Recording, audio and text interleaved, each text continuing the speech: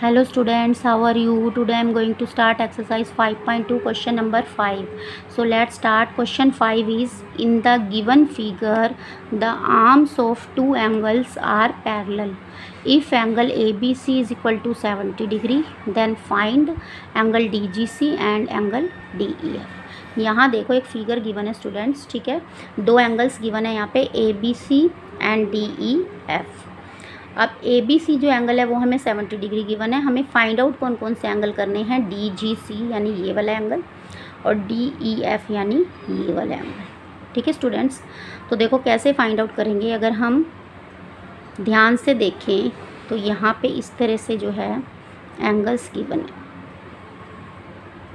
ठीक है स्टूडेंट्स, तो ये ए है और ये हमारा बी है, ये सी, ये डी ई और ये एफ। ठीक है, अब स्टूडेंट्स इस लाइन को मैं एक्सटेंड कर रही हूँ, ठीक है, बढ़ा रही हूँ, और ऐसे ही इस लाइन को भी मैं एक्सटेंड कर रही हूँ। ठीक है, अगर मैं इन दोनों लाइंस को एक्सटेंड करती हूँ, देखो इस लाइन को भी अगर ऐसे मैं एक्सटेंड करती हूँ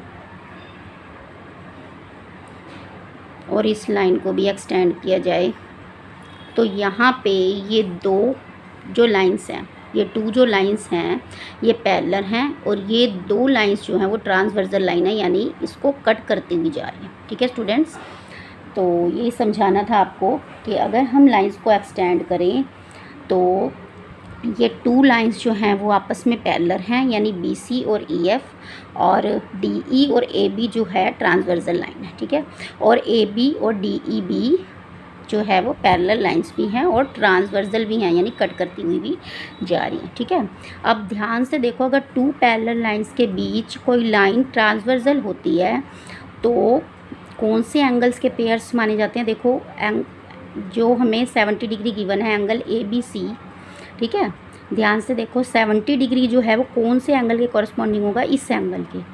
ये भी लाइन के ऊपर बन रहा है और ये एंगल भी लाइन के ऊपर बन रहा है, ये राइट हैंड साइड है और ये भी राइट हैंड साइड है।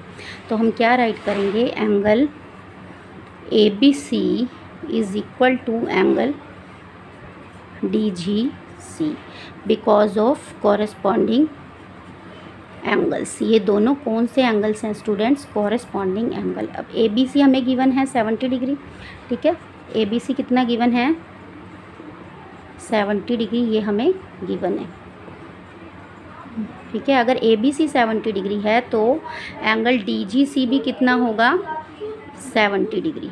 ठीक है, अब ध्यान से देखा जाए, हमने डी जी सी तो फाइंड आउट कर लिया, तो जो एंगल डी जी सी है वो एंगल डी ई एफ के भी, यानी इस एंगल के भी कॉरस्पॉन्डिंग है, क्योंकि ये भी लाइन के ऊपर बन रहा है और ये भी लाइन के ऊपर बन रहा है। ठीक है, तो हम क्या राइट करेंगे, angle D G C is equal to angle D E F. ठीक है, तो एंगल डी ई एफ भी कितना आ गया हमारा 70 डिग्री, और इसका भी रीज़न क्या लिखोगे आप, कॉरस्पॉन्डिंग एंगल। ये दोनों भी कॉरस्पॉन्डिंग एंगल्स हैं आपस में, ये दोनों एंगल्स भी आपस में कॉरस्पॉन्डिंग है और कॉरस्पॉन्डिंग एंगल्स जो है हमेशा इक्वल होते हैं। ठीक है, तो अगर डी जी सी 70 डिग्री है तो डी ई एफ भी 70 डिग्री होगा। ठीक है, तो ये दोनों एंगल्स भी हमने फाइंड आउट कर लिए, ये दोनों ही 70 डिग्री के होंगे।